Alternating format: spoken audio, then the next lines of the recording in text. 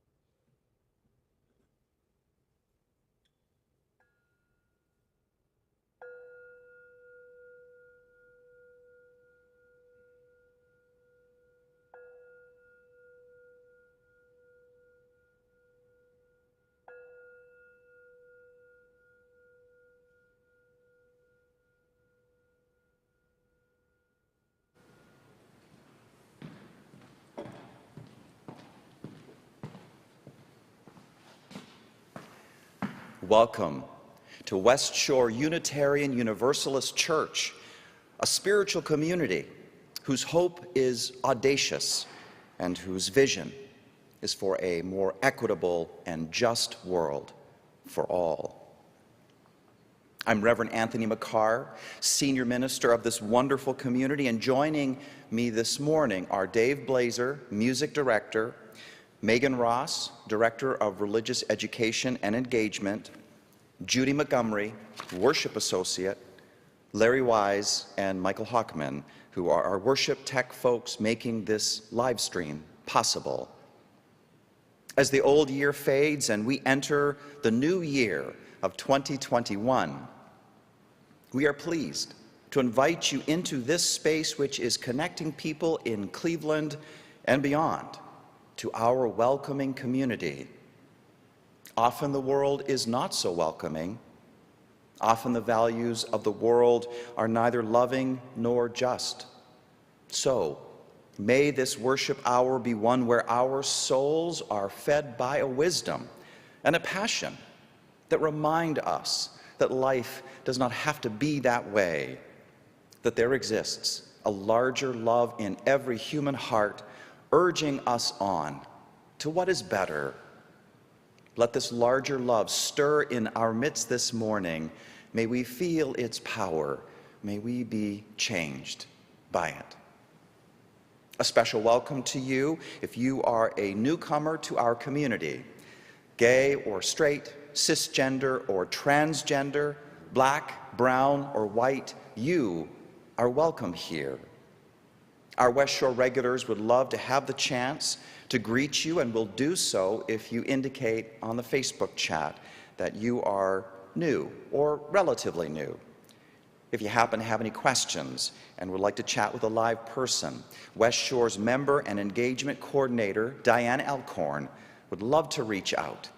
Diane's email address is being added to your Facebook chat as we speak. We have a couple announcements for you from Meghan.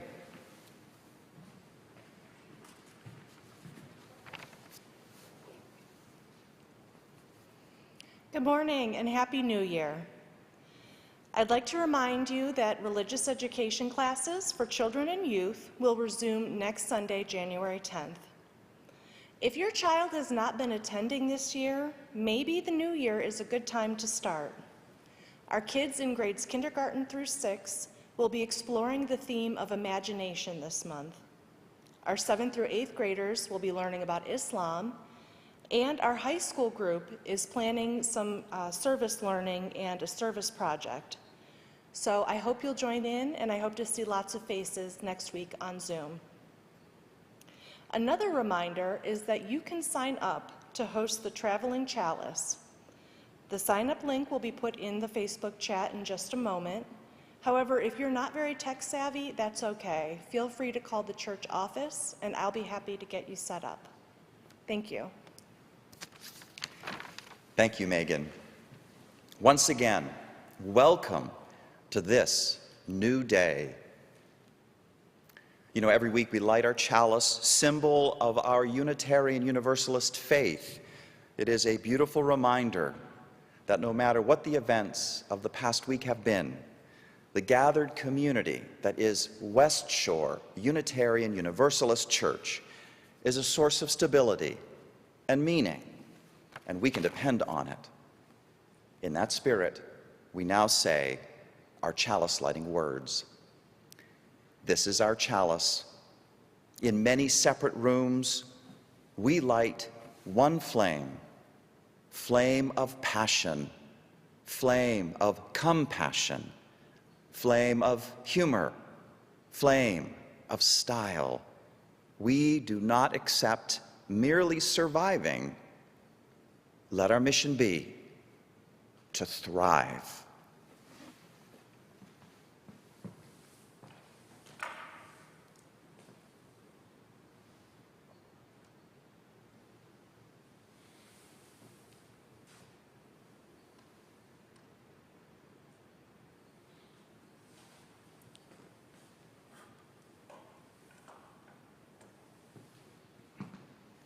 Together in spirit, we are one. And let us now testify to the unity of our spirit by saying together our unison affirmation words. Love is the spirit of this church, and service is its law. This is our great covenant, to dwell together in peace, to seek the truth in love, and to help one another. El amor es el espíritu de esta iglesia y el servicio suele. Este es nuestro magnífico convenio. Vivir juntos en paz, buscar la verdad en el amor y ayudarnos los unos a los otros. And so may it be. And now we turn to our time of greeting. We greet each other in the midst of our joys and our struggles. Among the West Shore family, Eva's birthday was on the 30th. Happy belated birthday to her. From joy, we turn to sadness. With sadness, we announce the death of longtime West Shore member Leanne Bliss at the age of 89 on December 22nd. Sincere condolences to her family. Our condolences also go to Elizabeth Gerenser on the recent death of her brother-in-law, Blackie Blackwell. She thanks all who prayed for him during his illness and would appreciate continued prayers for his wife, Laura, and his son, Josh. More condolences go to the family of another longtime West Shore member, Dana Morgan, who recently passed away with cancer. So we're thinking about her family and friends this morning, and love and prayers to them. We're also thinking about Victoria Carter this morning. Recently she was hospitalized with depression and anxiety. The love of this community matters so much to her, as it does to us all.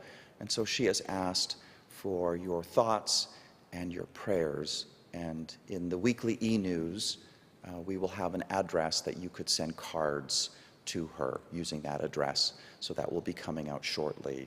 So we're thinking about Victoria this morning. Love and prayers to her. Let each of us now say the names of people whom we are holding in our personal thoughts and prayers this morning. People in the West Shore community or people beyond. Wherever you happen to be, say into the space of your room these names out loud. You may even type the name into our West Shore Facebook chat if you like. I will pause for a moment as we do this.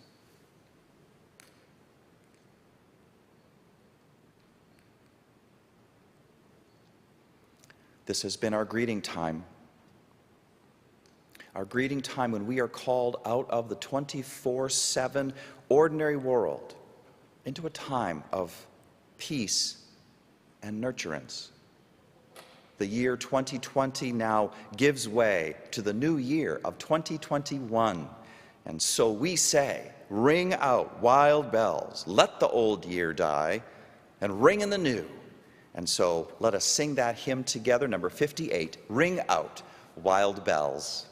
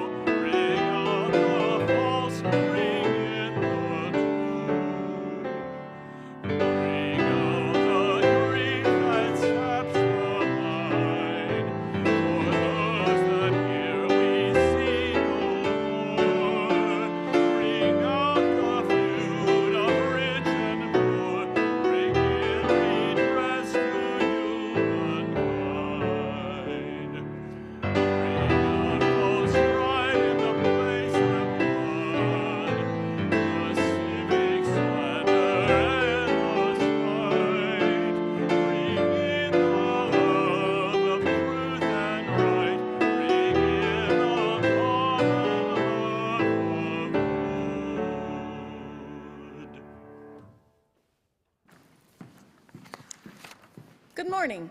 I'm Judy Montgomery, one of your worship associates. One of my goals for this lifetime is to be as authentic as I can be. What that means to me is to be as honest and straightforward as I can be. It isn't easy. Our society teaches us that protecting other people's feelings is more important than being honest. One challenge for me these days is to be authentic when dating. One time I told a woman I didn't want to see again that I just wasn't ready to date. I thought it was the truth when I said it, but then I figured out it was really because I didn't want to date her. In online dating, I've met a number of women who can answer questions but have no clue that the idea of communication and getting to know each other is to toss the conversational ball back and forth. Having conversations is pretty high on my list of needs, so very quickly I can see that I am just not interested. How to say it kindly but honestly and firmly? One of my 40-something friends gave me this line: "We are not a match. Good luck in your search." Now that is authentic and kind, and I can say that. One of the things I do a lot of these days is Zoom knitting. On Thursdays, there is a group that has knitted together for years at River Colors. I've been facilitating that group on Zoom since March. There is a core group of 4 of us who also get together between Thursdays. One of those friends has some mental health challenges. One day she texted me, "Judy, I'm having a rough time right now. Could we knit together today or tomorrow?" I was so glad she asked. And of course, we got together on Zoom with the others that day. Wanting to be supportive, I hosted the Zoom room a number of days in a row. To her credit, one day when we were alone, on Zoom of course, she said, "Judy, you are not responsible for my mental health. I don't want you to burn yourself out putting my needs before your own. Wow, that was pretty authentic. I thanked her for being straightforward and went off to think about it. A few days later, when we were alone again, I thanked her so much for speaking up. I told her that finding the balance is difficult for me, because while I want to take care of myself, she and her mental health are very important to me, and I want to support her. I assured her that I would be making conscious decisions around this. Another part of being authentic is being trustworthy. If she trusts that I'm taking care of myself, then she can trust then that when I open the room, I really want to be there. I'm not doing it out of obligation or codependency. And I want to be trustworthy. When I say yes to doing something, I want the other person to know that I really want to do it. I'm not just being a people pleaser. Another part of authenticity to me is clarity. I appreciate it in others, and I intend to be clear when I speak. In the past, when a conversation became uncomfortable or challenging, I just haven't answered the questions or have been vague in my answers. That's not very authentic. In one of my past relationships, she and I had very different values. For instance, one day she came to visit and was acting a little agitated. She finally told me that when she got out of her car, her door hit the car next to her. Her response was to move her car and pretend it hadn't happened. I didn't speak up about how horrified I was. There were very many other examples of that kind of thing, and eventually I ended the friendship by saying, our values are just very different. I didn't explain it, and since I hadn't spoken up earlier when those things happened, she had no clue what just hit her. I have a lot of regrets around that. I don't kick myself about it, but I certainly use that memory to do better, to be more clear. As we tell small children, use your words.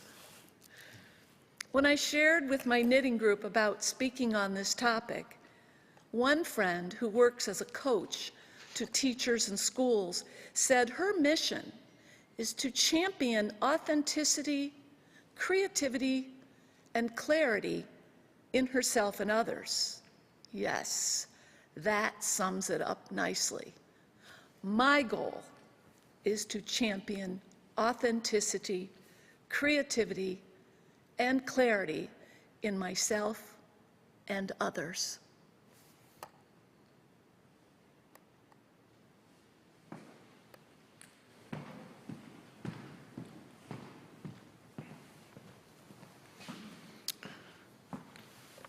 Thank you, Judy. We now turn to the call to offering, which is a time to reflect on some of the many ways West Shore makes a positive impact on people's lives. Today, let me say a few words about connection circles. Each connection circle is a small group of about 6 to 8 or 10 people who meet at least monthly to experience a connection with other people, which feels authentic and feeds the soul. There's a topic every month for folks to explore together, and there's also time for people to do a personal check-in and share how their lives are going. The topics to talk about are intellectually stimulating. I guarantee you, topics like imagination, silence, renewal, deep listening, and on and on. And the personal check-in is also powerful too. I want to share with you a story from one Connection Circle member, Morgan O'Leary. She has given me permission to share it. She says, The only way that I can describe my attraction to connection circles is that the Spirit called me to join. I had been feeling for a long time that I needed a spiritual home, even as a solitary pagan. So I joined West Shore. As I participated in the live stream services, I felt in my heart and soul that I needed a deeper connection to my wonderful community that I joined. When I signed my new member form in September, I expressed interest in connection circles. I am blessed to be in Diane Elkhorn's connection circle with 4 other amazing women. I was immediately hooked. I love the Soul Matters materials we get each month. I love discussing what we discovered as we completed the readings and activities. In a mere 2 months, our connection circle has provided some much-needed variety and structure to my spiritual practice. Also, I have opened up more to our group, telling them things that only my husband and my 2 closest friends know about me. In the past 5 years, I have learned that when the Spirit draws me somewhere, it's often for a reason. I learned what that reason was last month. On December 12th, my grandfather, whom I call Papi, passed away due to complications due to COVID-19. I was devastated. Papi was one of my favorite people on the planet, and we were extremely close. And his death was rather sudden. Once I learned that Papi had passed away, I emailed my connection circle to let them know, and I was immediately flooded with sweet and comforting messages. I received the most thoughtful card in the mail. I had our discussions to reflect on. All of this has given me the strength and the peace to face this difficult time. Unfortunately, my husband Sam and I have had a few family members die suddenly. This is the first time, though, we've had a spiritual support community to help us. It has made all the difference. I am so grateful for West Shore and my connection circle. And that's Morgan's story. Maybe you are right now in a place where the Spirit is urging you to make a deeper connection with your spirituality and with your spiritual community. Reach out to Diane Elkhorn, West Shore's membership and engagement coordinator, to find out more about how connection circles might be the way to go for you. Or maybe you know exactly what Morgan is talking about because you have already been participating in a connection circle here, or maybe you've participated in small groups elsewhere. But have you thought about becoming a facilitator in your own right? We want to grow our program here at West Shore. We want there to be more groups so more people can experience what Morgan herself experienced. If you are interested in learning more about being a facilitator, again, connect with Diane. Let Diane know. This volunteer opportunity will not exhaust you, I guarantee that. Every new facilitator will go through a training process that will make sure you're feeling confident and clear about what your role is. Connection Circle facilitators also meet on a monthly basis to share joys, to troubleshoot any issues, and to further develop skills. I personally attend this meeting because I want to be sure that I am doing what I can to support this extremely important ministry of our congregation. I find this monthly meeting consistently inspiring, and I'll bet you will too. Again, if you are interested in becoming a participant in a connection circle, reach out to Diane. If you want to use your leadership skills to make more connection circles possible, because you want more people to have the same experience that Morgan had in her time of need, again, reach out to Diane.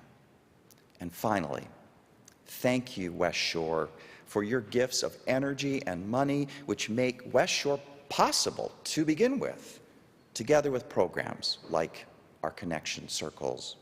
Papi was one of Morgan's most favorite people on the planet, and his death was was devastating to her. But she wasn't alone in that. Her church was there for her. You make this church possible with your generosity. The more you give, the more our church can be there for more people. Thank you for your generosity. If you'd like to offer up a gift today by text, the instructions are on your screen. And now, let us listen to the amazing Dave Blazer and our anthem today, Auld Lang Syne.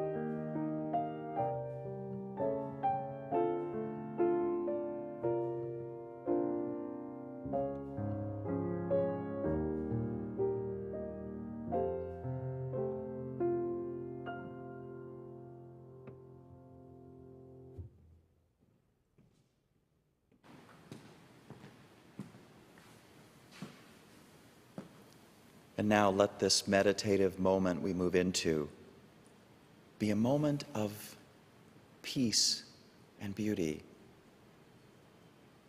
The music of Auld Lang Syne is so beautiful. And so I invite you to go deeper into that sound, into this meditative moment. Close your eyes if you wish and just hear my voice. Bring with you that melody. Take a deep, relaxing breath in and let it all out.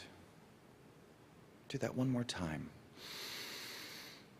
And then exhale all the way out.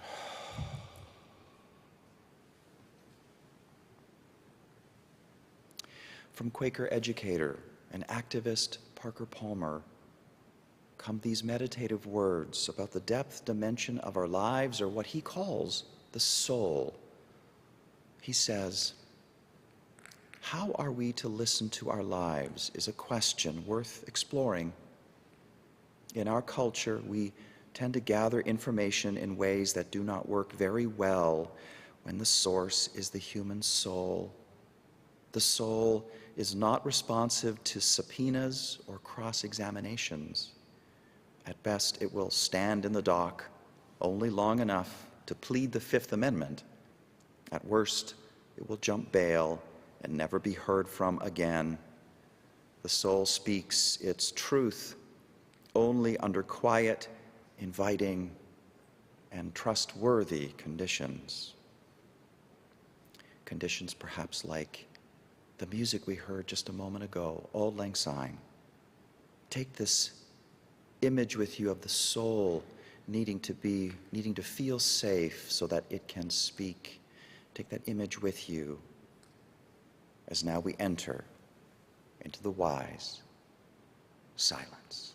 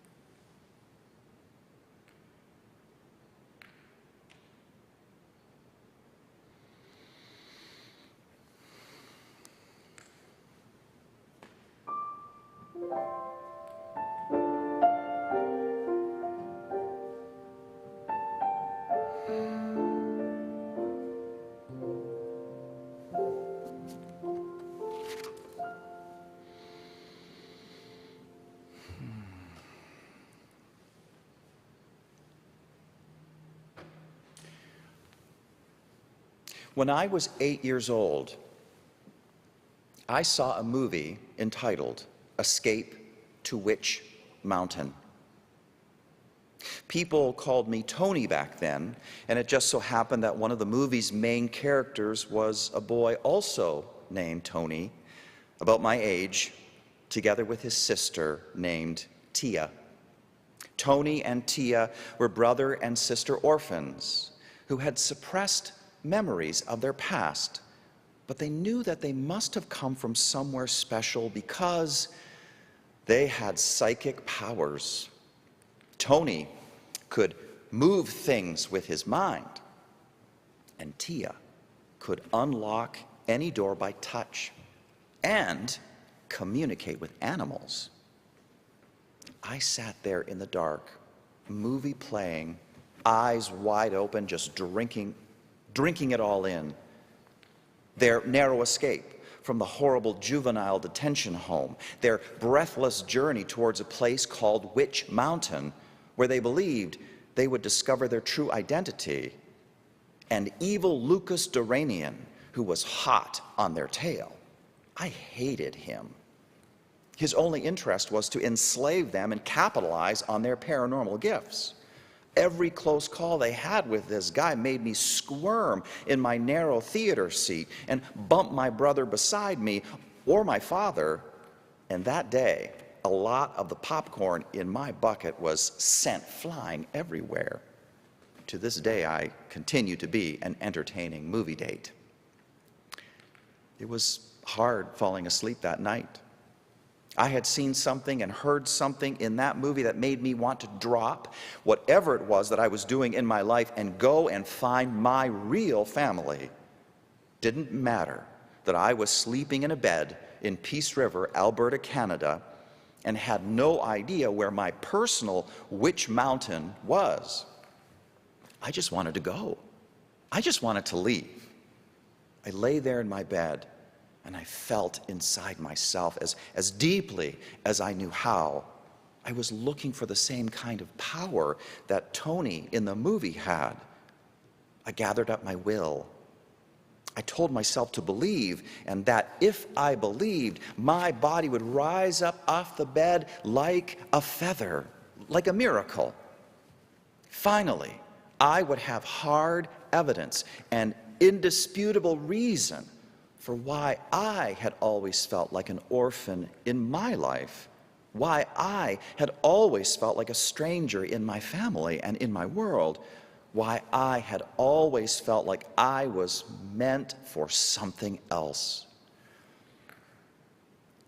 I awoke the next morning sorely disappointed, but I would not let the memory of Tony and Tia go, their escape to Witch Mountain, the feeling I had that they were my true family and not the people in the same house I was in. This was me at 8 years old, already busy with the important work of discerning my vocation, but I would not have called it that at the time. It is a very grown-up word that much later on I would learn from theologians. And it's a word which names the journey of shedding false selves and growing into one's true self and one's true purpose in the world. As little Tony, I called it Escape to Witch Mountain, and maybe the name you have given it is just as unique.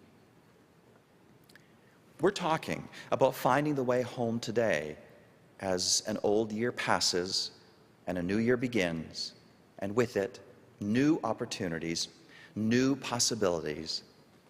It is a path and a process that never ends, too. In her way that is always so eloquent, Judy spoke to some of that process a moment ago. So does poet and Unitarian Universalist May Sarton, who is writing in old age when she says this. She says, "Now I become myself. It's taken time, many years, and many places. I have been dissolved and shaken. warn other people's faces. And she goes on, but I want us to see this fact, this issue, this reality of how it does take time. Discerning one's authentic self takes time, and it can be a meandering way with jarring moments of indeed being dissolved and shaken. At times we can find ourselves wearing other people's faces because we want to please them or because we want to just be safe, we want to survive. But wearing another person's face, trying to live someone else's life, will inevitably fail. True self, when violated, says Quaker educator and activist Parker Palmer, will always resist us, sometimes at great cost, holding our lives in check until we honor its truth. We get lost again and again. The good news is that no one has to stay lost. We can get found again. We can find ourselves. The key to this is letting our lives speak, listening to the deep aliveness within each of us that has a certain nature, and we feel how its yearnings go in some directions and not others. It is about listening beyond and beneath the big voice of one's moralistic superego that insists you must be like this or you must do that in order to be a good person. You have to learn to listen beyond that to the still small voice within, where one's internal integrity really resides. This language about letting your life speak comes from a book with roughly the same title by Parker Palmer, and it is a great read. The one piece of advice he gives that I particularly want to focus on this morning is this.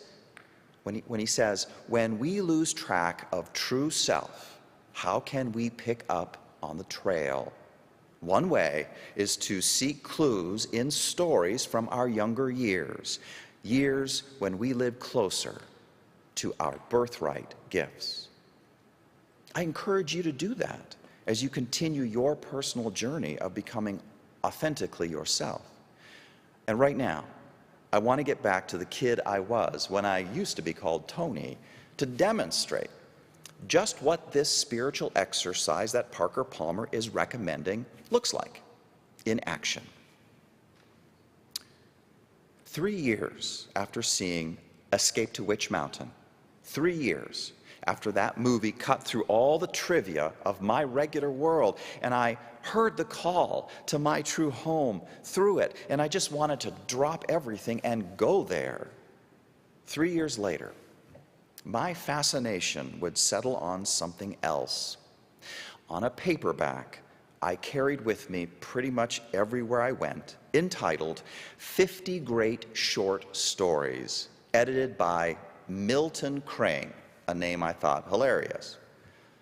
The book included such gems as Shirley Jackson's The Lottery, Edgar Allan Poe's The Mask of the Red Death, Thomas Wolfe's Only the Dead Know Brooklyn, Flannery O'Connor's A Good Man is Hard to Find, and Ernest Hemingway's The 3-Day Blow. I'm 11 years old. Not sure how much of the 3-Day Blow I actually understood, assuming I even read it. I did read the Jackson and Poe stories for sure. Do know that, very creepy. But it didn't really matter how much I did or did not read, how much I did or did not understand. It was about the words. I love them. Word after word after word, creating scenes in your mind, creating new life. I carried that book of 50 great short stories everywhere I went as a reminder of that power. I hung out a lot at my dad's medical office, and on Saturdays, while he'd be in his office doing his charts, I'd be out in front in the receptionist area where the electric typewriter was. I turned that thing on, and the sound that it growled out was something like, I could feel the raw power surging through it, barely restrained. I'd roll in a new sheet of paper and start typing. Each letter would bang down on the page hard. Bang, bang, leave its mark. Letters building words, words building sentences. My book, 50 Great Short Stories, would be right there beside me, and it comforted me. It made me believe that perhaps the power of Jackson and Poe and Woolf and O'Connor and Hemingway, with all their words, could be my power too. I already knew that I did not have the extraterrestrial power of telekinesis that the character of Tony from the movie had. That had already been proven. But I still felt like an orphan. I still felt like there was a witch mountain out there for me to travel to, where I would find my true self. I still needed to get there, somehow. Maybe writing was how. Yet here's what would happen as I would sit there at the typewriter, which was growling its electric growl. What would happen is I would go blank. I'd have no earthly idea what to say. The feelings that roiled within me, I did not know how to translate them into words. It was always this way. Isn't it amazing how, so early in life, we can already see in cameo the central yearnings and challenges of our days? We can also see how the universe is dropping clues here and there and everywhere about the way forward. For me, it was so many things. A book, a movie, and it was also people like my Church of Christ pastor in high school who took me under his wing. We'd go on home visitations together, and we'd be driving in his car, and he had a hairdo that was huge and lacquered up with Aquanet, so much so that it was stereotypical televangelist hair. His hair had its own personality, its own gravity. We'd be driving down the road, him behind the wheel and me on the passenger side, and his right hand would be on the wheel, and every time someone passed by going the opposite direction, he would give them a small wave of the hand, and sunlight would glint off of his hair. God, I wanted to be just like him. Not the hair part, the friendliness part, the caring part. These are clues from the margins. Things coming into your life, and they make you want to drop whatever it is you happen to be doing and do something else, even if you do not know what that something else is yet. You just feel restless. You just feel like you're meant for something different, something more. When I was 20 years old, I had 2 dreams, and here's the first. I am one of 6 black birds. We are in a circle teaching people, and the people encircle us. The other dream goes like this. My elephant is trapped in a tightly fitting glass bottle, but I release him and discover that he is just like soap. I soap up with him, and I am utterly transformed by that. I am especially thrilled that it makes me capable of skating like I'd always dreamed of, as well as any Olympian. Those were the dreams. Just so powerful for me. I had them when I was still in college, almost on my way into graduate school. The dreams, they teased me with a sense that I was meant for something that would help others and be healing for myself. But what? What was I holding that I should drop? And what new thing should I take up? I had no earthly clue. Isn't that the way of it? The way of our lives? Later, much later, we can look back and understand, but not necessarily up front, not necessarily in the moment. Marilyn Robinson, in her wonderful book entitled Gilead, has her main character, an old preacher, say it like this: now that I look back, it seems to me that in all that deep darkness, a miracle was preparing. So I am right to remember it as a blessed time, and myself as waiting in confidence, even if I had no idea what it was I was waiting for. In deep darkness, a miracle was preparing. Have I ever told you about the first time I stepped into a Unitarian Universalist congregation? Deep darkness, here's what I mean. Hated it, because the preaching was so bad. My former wife and I, with our 2-year-old daughter in tow, went to the small Unitarian fellowship in our town, and while the people were friendly, the worship was terrible. And the preacher, he took 30 minutes to share his laundry list about what he did over the summer. Boring! I was outraged. I wanted to stand up and shout, "Fraud!" It was like I was 8 years old again, and I was back in that darkened theater watching Escape to Witch Mountain, except the evil Lucas Duranian had been replaced by a terrible windbag of a preacher who was squeezing the life out of me. I couldn't stop squirming in my seat, which embarrassed my poor ex-wife horribly. Later, when I was in seminary studying how to be a preacher in my own right, I came across these words from Ralph Waldo Emerson's Divinity School Address of 1838, delivered to that year's graduating class of Unitarian ministers. I once heard a preacher who sorely tempted me to say I would go to church no more.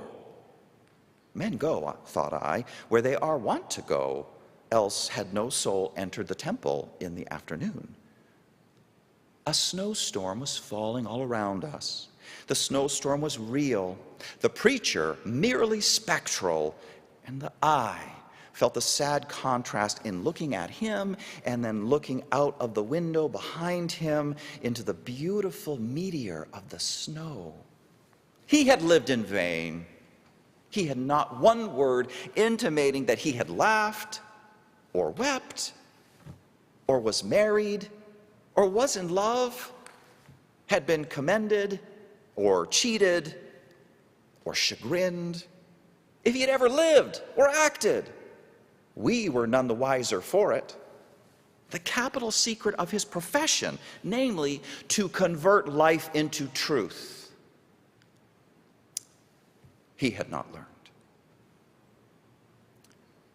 Who knew that I had been channeling Emerson, seated as I was there in that small Unitarian fellowship, listening to that preacher waste my time? Sometimes the call to our true self happens not as an experience of delight, but as an experience of complete disappointment. That preacher wasting my time, somehow I must have known about the better possibilities of preaching this young man who grew up unchurched. That truly good preaching does not so much waste as fill, as enrich, as enliven, ennoble, intrigue, inspire, make you laugh, make you cry, bring you back to your senses, make you feel human again after the week has beaten the humanity out of you. All through words which the preaching shapes and sends forth. An electric typewriter bangs them out mechanically, but the preacher whispers these words, the preacher shouts these words, the preacher sings these words. The preacher carries you with him. You and the preacher for a time are together inside a story and a meaning that, if good and true, can change your life. Now think again about what it was like for me at 11 years of age. How I'd be sitting there in front of that growling typewriter wanting to get started on my own short story, but I had nothing to say. how I felt the power slipping through my fingers. I couldn't hold it. I felt it slipping away. Well, after college and graduate school, and then 8 years of teaching college philosophy, there was no more problem. One of my first sermons in seminary was 6,000 words long.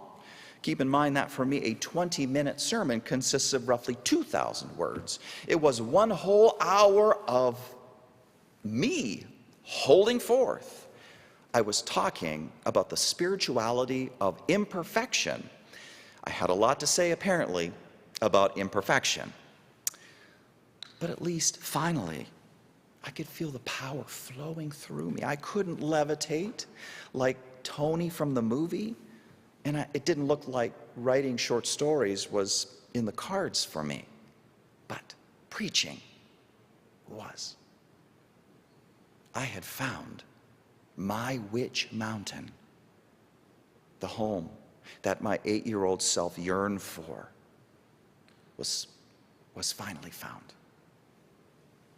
And still, the road runs ever on. True self is like a horizon.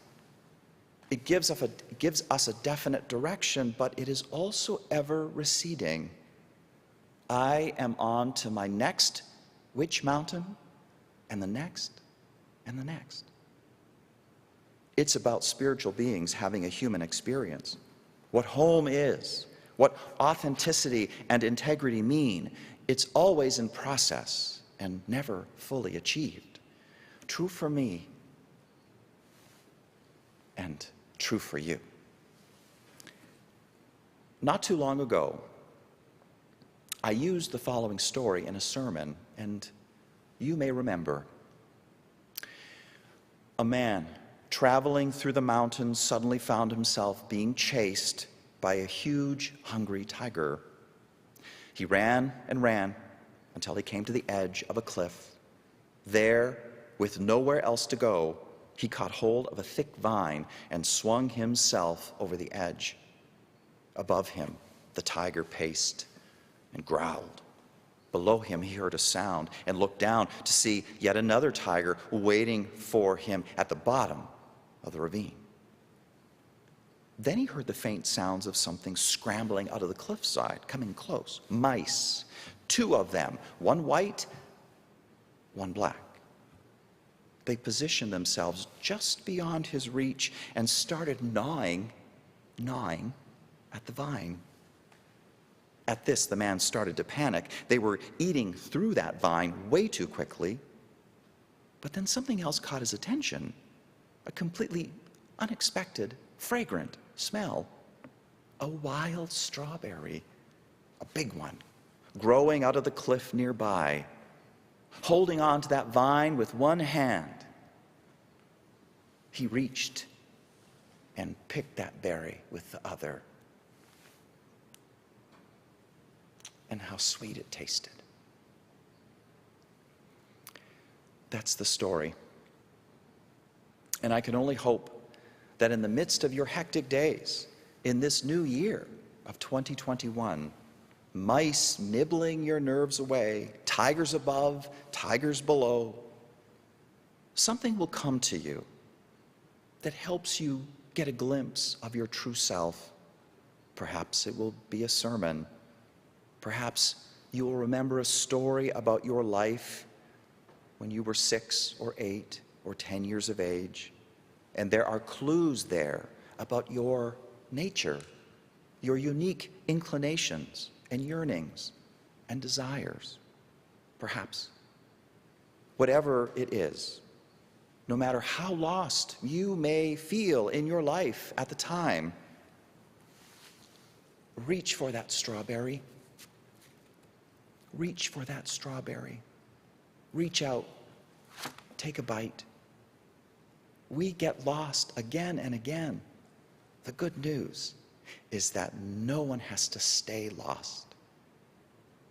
May 2021 be a year full of sweet strawberry wisdom for you and for us all. You and I, listening to our lives on the continuing path towards authenticity true self, which mountain? We're getting found. We're going home. Amen. And now we're closing hymn for the day. Number 1, may nothing evil cross this door.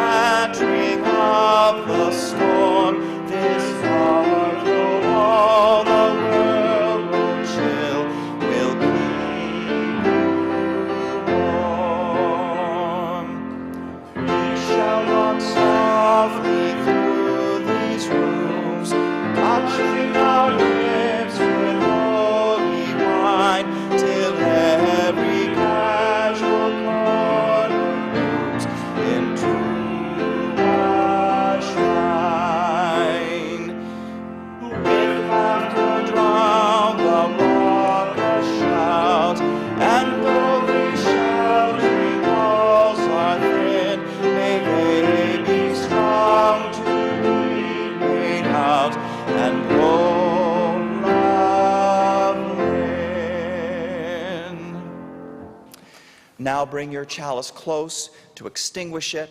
As I extinguish our chalice here, we say these words: we extinguish our flames, but not the light of truth, the warmth of community, or the fire of commitment.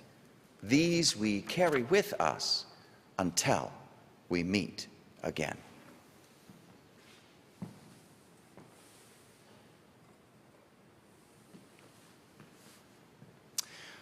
Remember, coffee hour starts about now, 11:30. I will see you at the sermon chat at 12:30 on Zoom.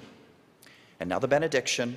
From poet T.S. Eliot comes this classic wisdom. He writes, "For last year's words belong to last year's language, and next year's words await another voice. And to make an end is to make a beginning." So may it be, West Shore. Amen. See you next week. Love, courage, and cheer to you.